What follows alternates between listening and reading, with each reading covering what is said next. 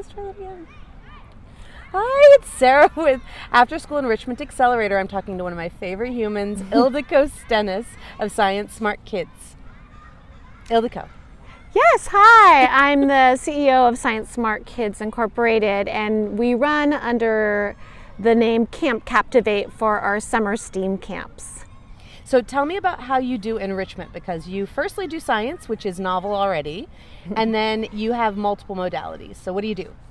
Yeah, so primarily I mostly do our summer STEAM camps in the summer, and that is integrating thoughtfully science, technology, engineering, art, and math.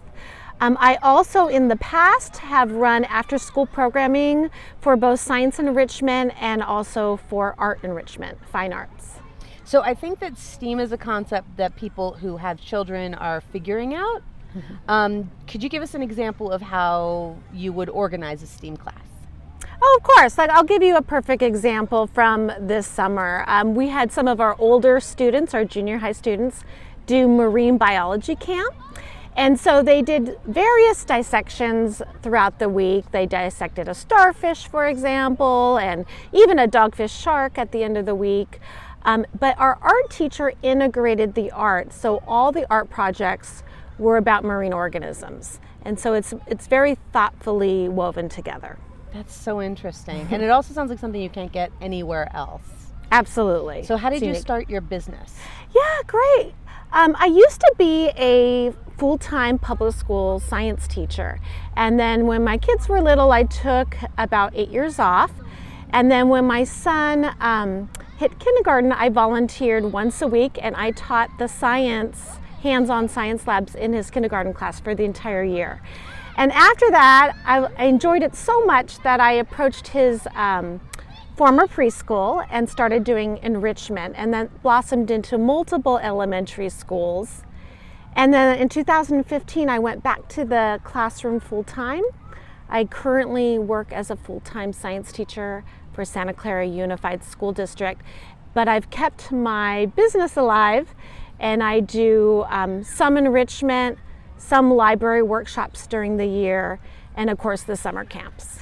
That's stunning. So what are your ideal circumstances to operate your business?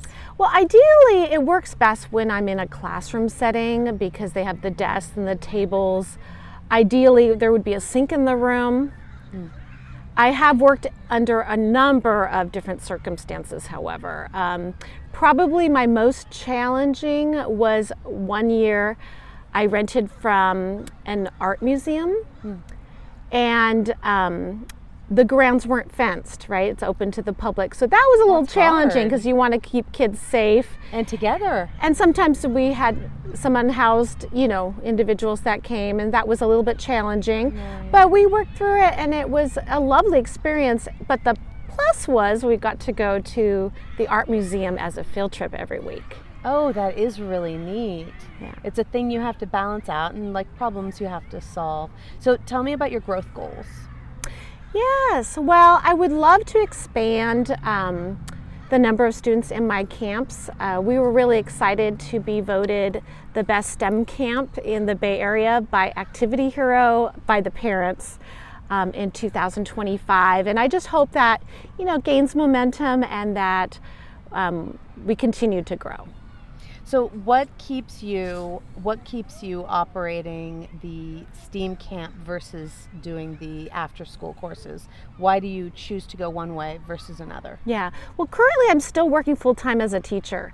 So if I do any after school programming, it has to be hiring staff to do that.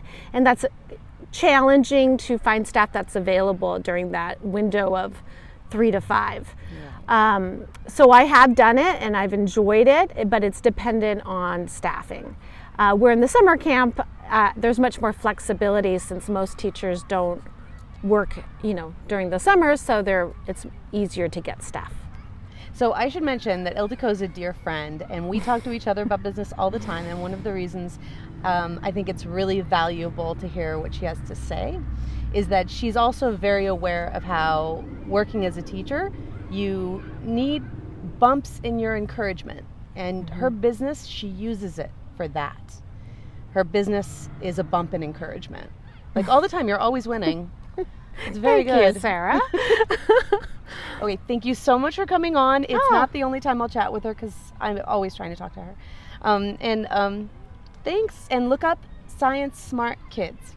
Thank you.